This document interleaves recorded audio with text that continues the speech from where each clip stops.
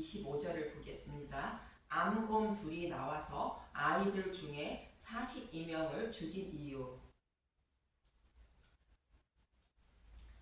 열왕기상 2장 23절부터 25절을 먼저 본문을 보겠습니다. 열왕기하 2장 23절 엘리사가 거기서 베델로 올라가더니 그가 길에서 올라갈 때에 작은 아이들이 성읍에서 나와 그를 조롱하여 이르되 대머리여 올라가라 대머리여 올라가라 하는지라.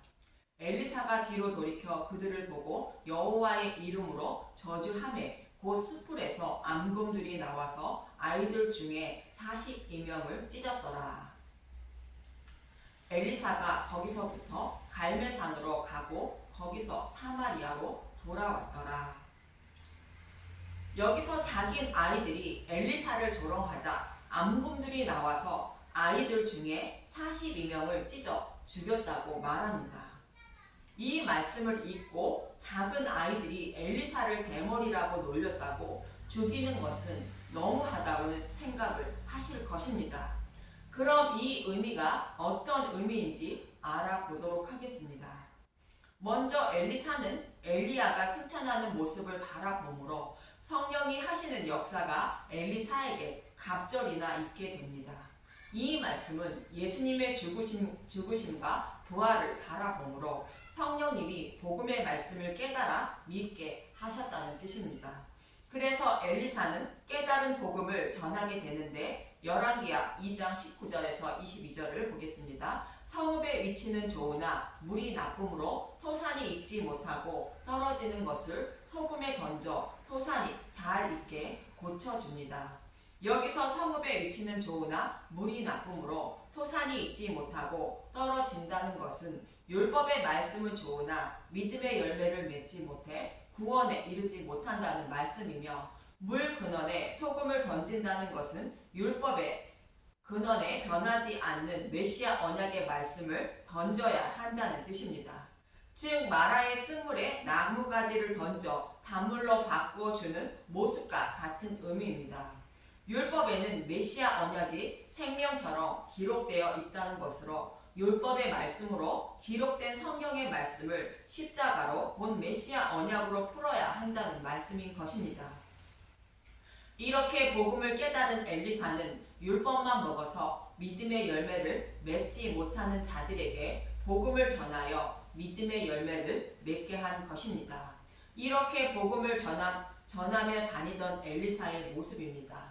그러면 여기서 작은 아이들은 누구를 의미하는 것일까? 히브리서 5장 12절에서 13절을 보겠습니다. 히브리서 5장 12절 때가 오래되었으므로 너희가 마땅히 선생이 되었을 터인데 너희가 다시 하나님의 말씀에 초보에 대하여 누구에게서 가르침을 받아야 할 처지이니 단단한 음식은 못 먹고 젖이나 먹어야 할 자가 되었도다.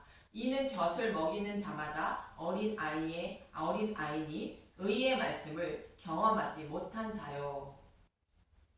이 말씀은 히브리서 기자가 이스라엘 백성에게 하는 말로 조상 대대로 성경의 말씀으로 가르침을 받고 하나님을 섬기고 있는데 복음을 찾아 먹지 못하고 있다고 책망하는 말씀으로 복음의 말씀을 먹고 깨닫지 못하여 믿음에 이르지 못하고 율법 안에 머물러 있는 자가 영적으로 어린아이라 곧 젖이나 먹는 자라고 말하고 있는 것입니다. 영적으로 어린아이의 대표적인 인물이 유대인들입니다.